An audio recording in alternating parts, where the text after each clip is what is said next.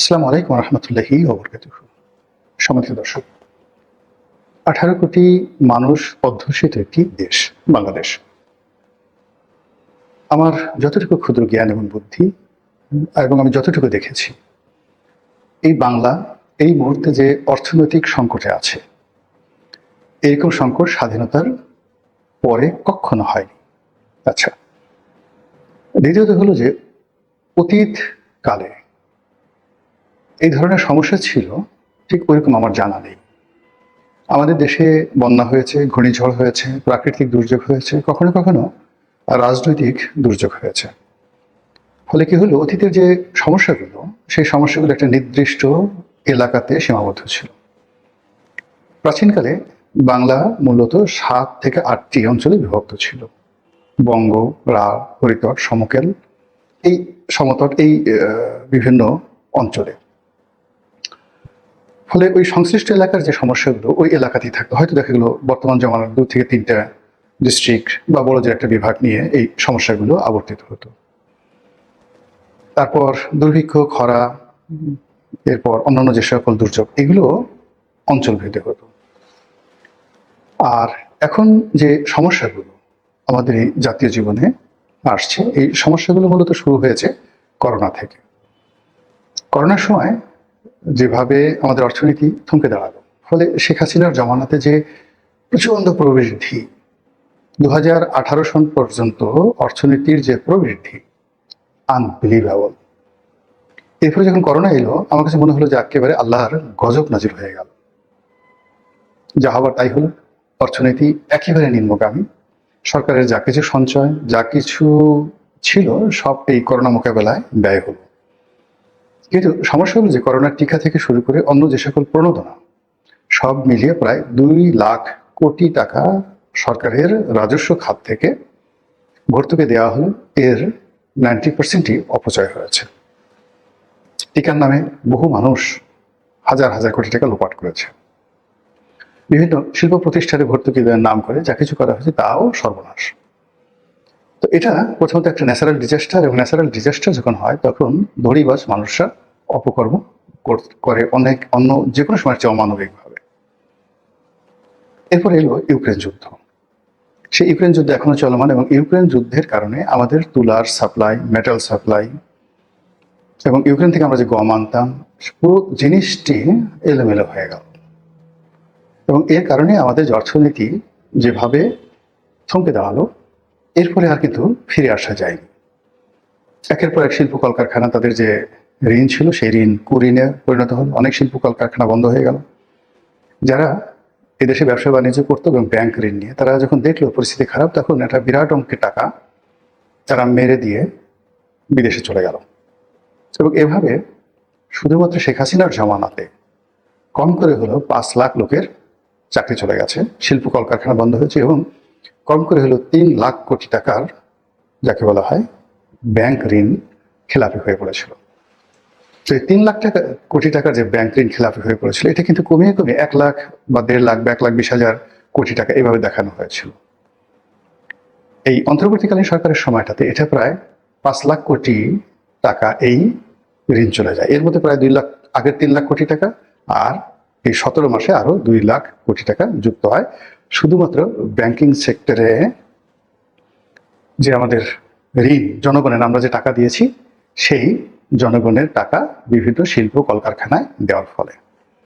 আচ্ছা, বোঝার চেষ্টা করেন সমস্যাগুলো কিভাবে হলো। এটা হলো ব্যাংকিং সেক্টরে আমাদের পাবলিক মানি। সরকার ট্যাক্স পেল না, বৈদেশিক ঋণও পেল না, তখন তারা কি করলো, মুদ্রা ছাপালো। প্রথমত যে ব্যাংকগুলো দেউলিয়া হয়ে যাচ্ছিল তাদেরকে বাঁচানোর জন্য মুদ্রা ছাপানো হলো। কত মুদ্রা ছাপিয়েছে আমরা জানি না, আনুমানিক 1.5 লক্ষ কোটি টাকা মুদ্রা ছাপানো হয়েছে। এখন এই যে মুদ্রাগুলো ছাপানো হলো, এগুলো কিভাবে নষ্ট হলো, আমাদের অর্থনীতিতে কিভাবে নেতিবাচক প্রতিক্রিয়া ফেললো, টাকার মূল্যমান কমিয়ে দিল। ফলে শেখ হাসিনা যে টাকাগুলো রেখে গিয়েছিলেন, তখন 100 টাকা যে মূল্য ছিল 2024 সনের আগস্ট মাসে, এখন সেই টাকা ইউনূসের জমানাতে সেই টাকার মূল্য হয়ে গেছে 46 টাকা, মানে 54 টাকা নাই। আর এই 1 মাসে এটা আরো কত নিচে নামছে, এটা আর কয়দিন পরে টের পাবেন। ইউনূস সাহেব বিদায় নিলেন। যখন তিনি বিদায় নিলেন, তখন মানে প্রথমত শেখ হাসিনার জামানাতে 2018-19 থেকে বা 20 থেকে ধরুন 24 পর্যন্ত 4 বছরে 5 লাখ লোকের চাকরি গেছে। নতুন করে ইউনূসের জমানাতে আরো 5 লাখ লোকের চাকরি চলে গেছে। বেকার ঠেকার আরো তো অনেক আছে, শুধুমাত্র ডাইরেক্ট চাকরি চলে গেছে। তো এটা একটা বিরাট ধাক্কা অর্থনীতিতে লেগেছে। তারপর যেটা হলো যে টাকার মূল্যমান কমে গেছে, দ্রব্যমূল্যের দাম বেড়ে গেছে। সরকার অভ্যন্তরীণ খাত থেকে দুইভাবে টাকা নিয়েছে। একটা হলো ব্যাংকিং খাত থেকে লোন করেছে, সেই লোনের পরিমাণ কত আমরা জানি না, not less than 1 lakh crore টাকা। আর টাকা ছাপিয়ে পরিস্থিতি সামাল দিয়েছে আরো 1 লক্ষ কোটি টাকা।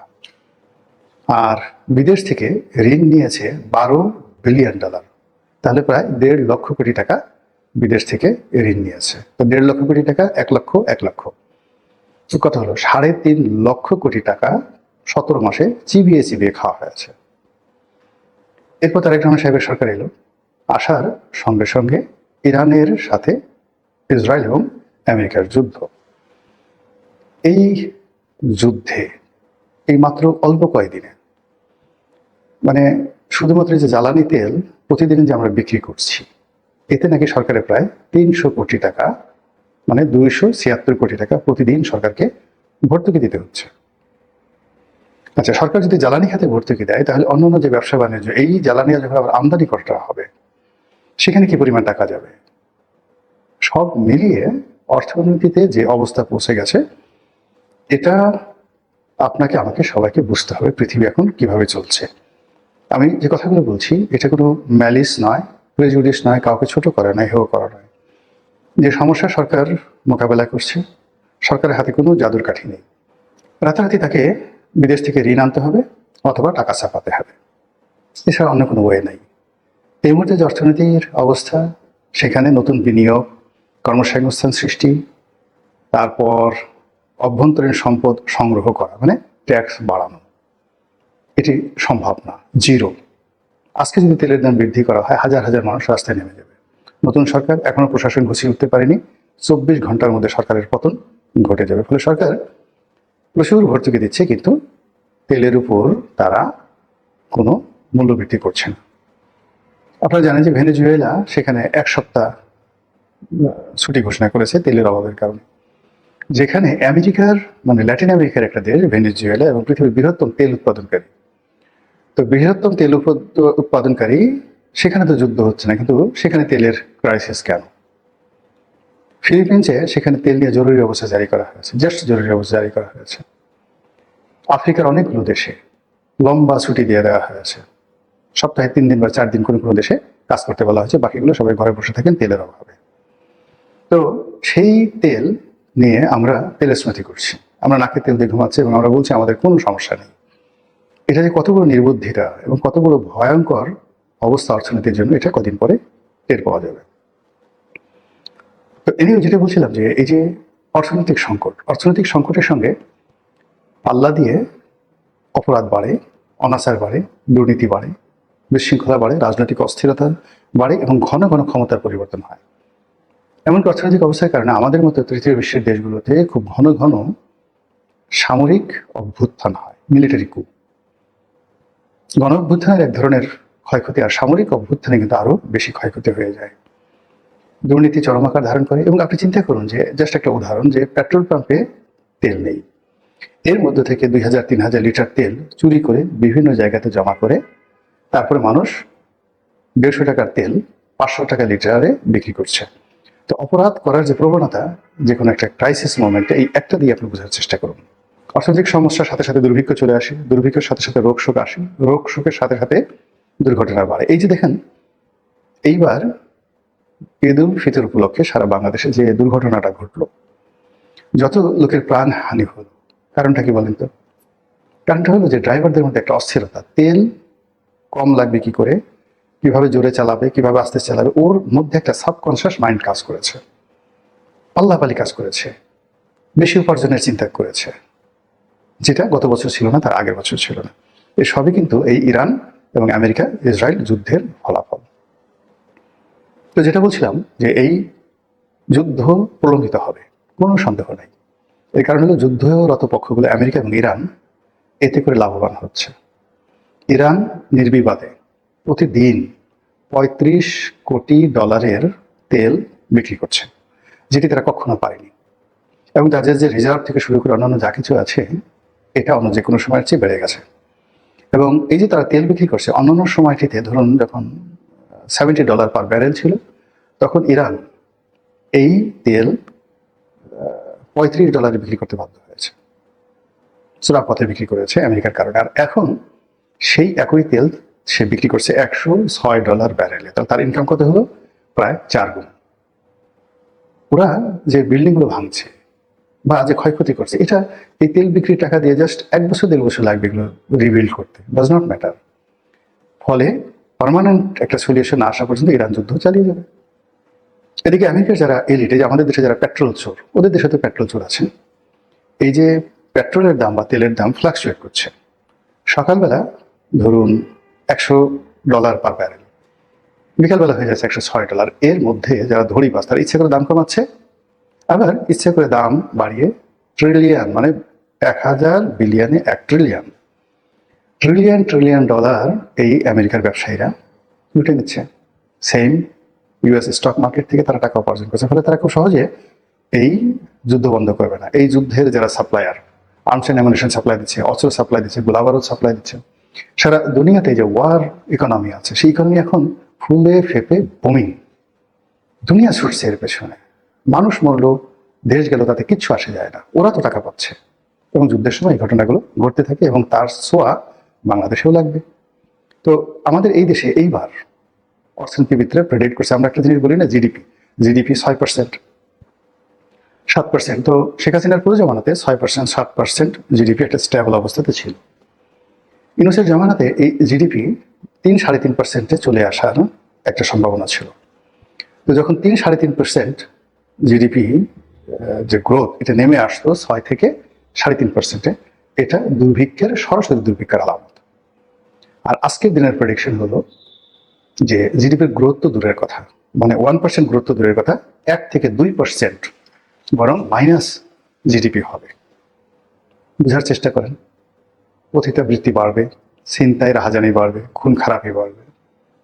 আপনারা যারা সুখ সম্পদে অঘরে ঘুমোচ্ছেন, সেটা প্রধানমন্ত্রী হন, প্রধান সেনাপতি হন, রাষ্ট্রপতি হন, বুভুক্ষ মানুষের মিছিল কোন অবস্থাতেই বন্ধ করতে পারবেন না। মাইনাস জিডিপি হলে, 1-2% মাইনাস জিডিপি হলে একটা অর্থনীতি কোন পর্যায়ে যায়, একটা দেশ কোন পর্যায়ে যায়, এটা মানে এটার ভুরি ভুরি নজির এই পৃথিবীতে আছে।